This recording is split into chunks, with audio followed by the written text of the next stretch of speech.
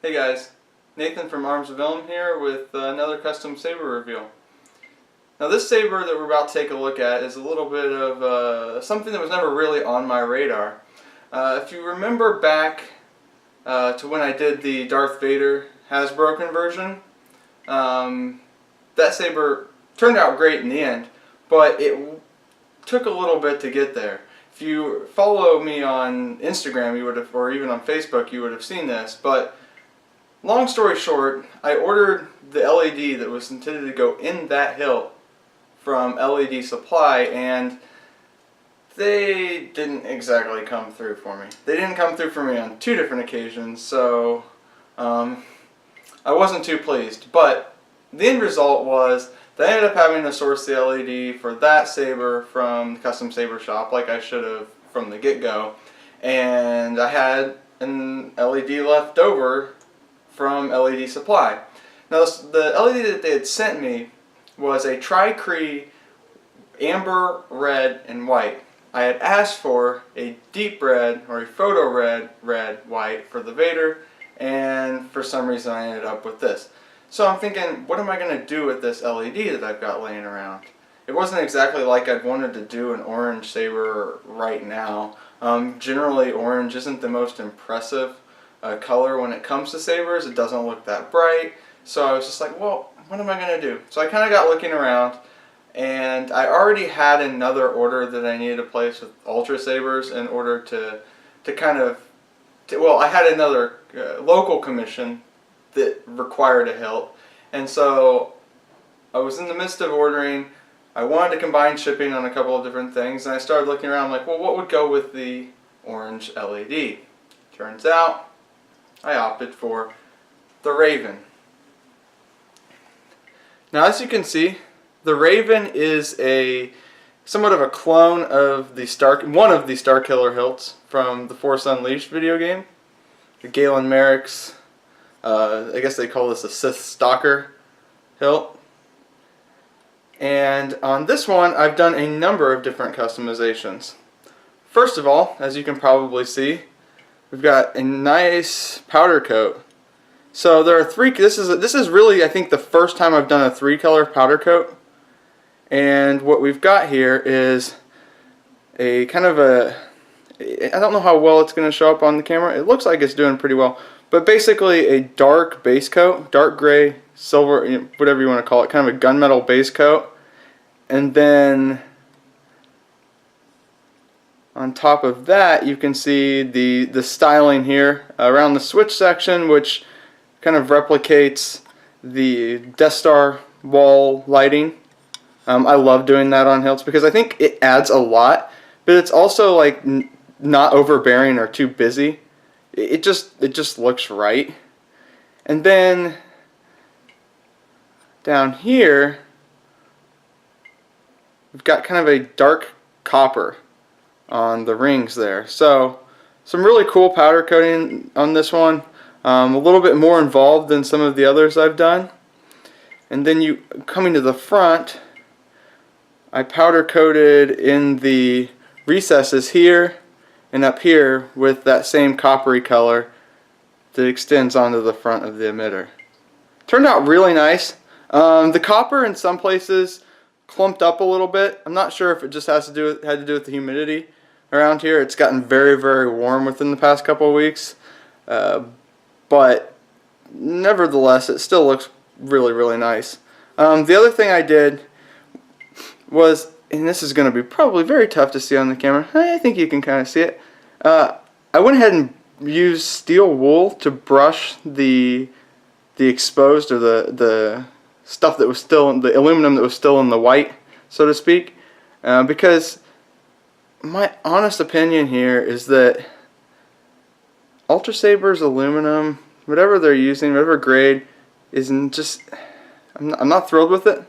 It scratches very easily, and so I thought, well, why don't we just give it a brushed finish and not worry about it. That way, if it does get scratched, it won't show as readily. So there's that. I'm going to turn it over real quick here. The other thing that I did on this one was, instead of using, I had the hilt set up for a guarded switch, but rather than use the guarded switch, I dropped a 12mm momentary switch in there. This is not technically an AV switch, I don't believe, because it's not, it doesn't recess or whatever you want to call it. The button's exposed, which does make it kind of easy to hit, but anyway. So all you have to do in order to get a 12mm switch to fit into a guarded switch hole is just open the hole up just a tad. So I use my Dremel to do that, and yeah, so went ahead and did that, and dropped that switch in there, and now it sits it's very low profile. Like I said, it's still kind of easy to hit accidentally, but it's not too bad. And I think in the grand scheme of things, it looks really nice, because it just kind of meshes with the hilt there. So there's that. There's a closer look. Also, coming out here a little bit, you can see that I went for the longer emitter claws. These are what I guess they would call the Super Sith version, but I went with the standard pommel. I thought that it would get a little too busy, plus I knew I had some powder coat aspirations with this, and if I had gotten the more complicated pommel, I wasn't exactly sure what I was going to do with it. So I'm going to go ahead and put a blade in this real quick. Oh, the other thing to mention, and I don't usually open the sabers up on video, but that's normally because, at least recently, I've had some that are kind of difficult to pop open.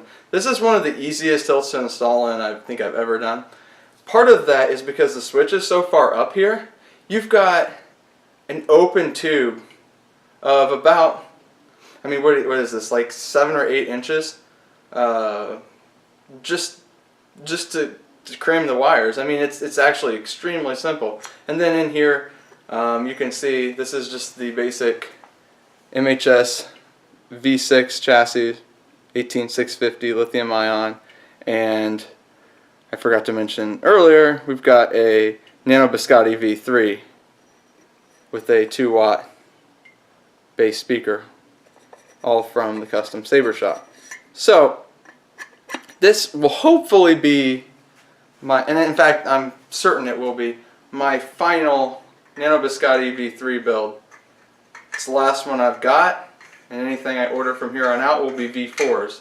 I'm kind of happy about that, because the Nano Biscotte V3 it's nice.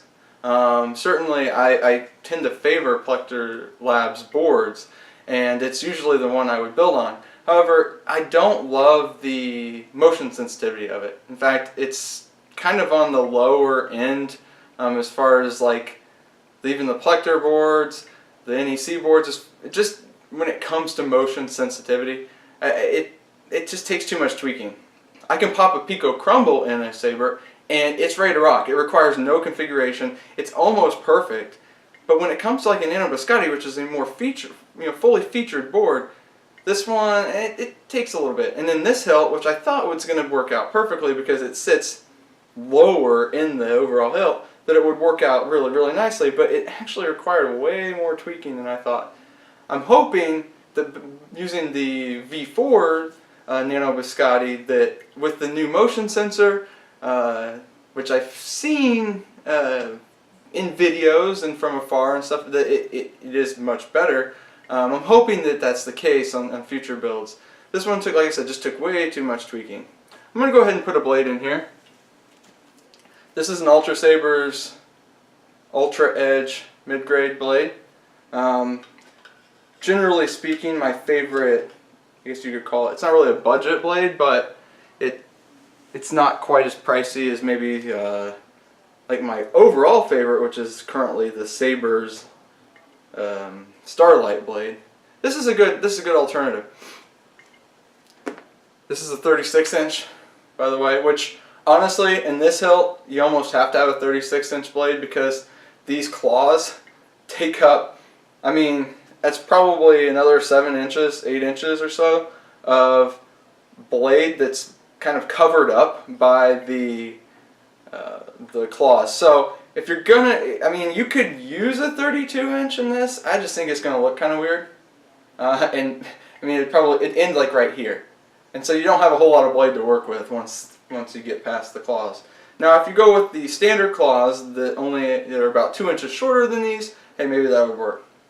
So as far as sound fonts go, I've got 2 custom fonts in here. I scrapped both the dark meat and the light meat.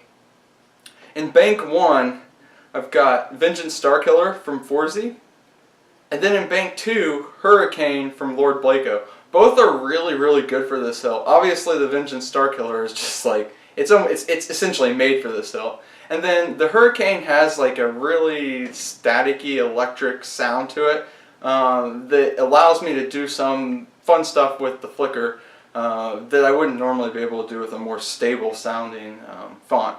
So we'll go ahead and turn it on. It's too late. This is your end. There's the boot sound for the Vengeance Starkiller.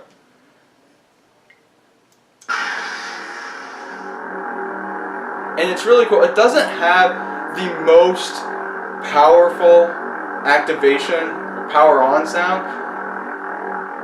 but then it kind of ramps up. There's like a crescendo after you turn it on that I really, really like with this font. Of course, you've got the swing sounds. And this is what oh, got a clash there. Your high and your low swings. Get my backdrop.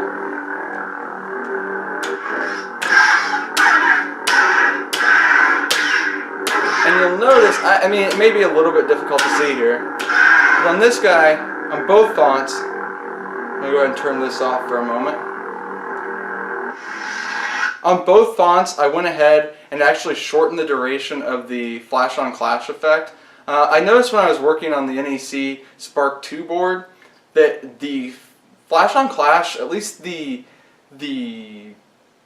lighting effect, was really short. It was actually more like a clash. It wasn't like this is sometimes with the Nano Biscottis. I sometimes find that it just the white flash in this case lasts a little too long for my taste. I like a nice dramatic, really quick flash, and so I went ahead and shortened it here, and I like how that turned out. I also toned down a little bit of the high power LED, the amber and the red, to make the white a little bit more obvious. So we'll go ahead and switch fonts here to the Hurricane. And it's very simple boot sound for the Hurricane. Very electric sounding. While I'm in close here, I'll get you a good look at that blade. And you can see that flicker, that comes out really nicely here. But it's a very orange blade. I mean, we're looking at like a traffic cone orange here. Especially with this trans white blade that lightens it up a little bit. Makes it look a little fuller. And this saber will be for sale soon, but I would recommend that the owner, or anybody that's really running an orange like this, go with a trans white. Maybe some people may argue against that, but I really like the way it looks. The orange doesn't look that bright in general, so the trans white blade kind of lightens it up, makes it look a little fuller. I think it looks really, really nice. So we'll go ahead and go through the swings here.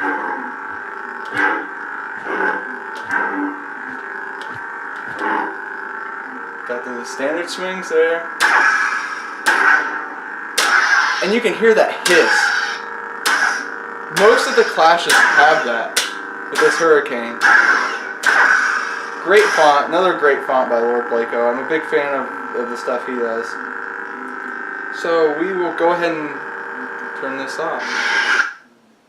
The final recommendation before I close this out that I will make with this hilt is because it's so large and because you've got these claws here, I found that when I hit it against something, the whole thing just it's kind of weird. You get vibration.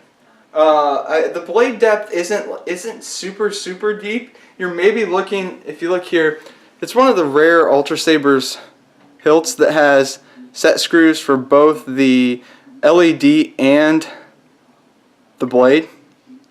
And I found that, I mean, you've only got about 2 inches of blade depth there, and I don't know if that's making things worse here and causing that vibration or contributing to it, but it just vibrates when I hit it against something. I don't have a heavy grade blade right now to try out here, but I suspect that if you had a heavy grade blade in this saber, it would be a lot better. You wouldn't get the flex, because that's definitely making this a little bit worse. It's just the flex that I'm getting on the blade as I hit it against something, and then the whole thing just kind of wants to oscillate. I think with a heavy grade blade it would work out a little bit better. So ultimately, for the buyer of this saber or anybody that's looking at Ultrasabers Raven, I would generally recommend going with the heavy grade. I don't know if it would fix the problem, but it would certainly make it a little bit better. Alright, I think that pretty well covers this. If you have any questions, be sure to post those in the comments. Eventually, I will have a full write-up about this saber on my website, armsofilum.net, which will be linked in the description. I'm way behind on that stuff, so give me some time. Eventually, that will also have some higher resolution photos, which if you're wanting to take a closer look at this powder coat job, that will be the place to do it. Otherwise, may the force be with you, and I look forward to talking to you guys again soon. Thanks.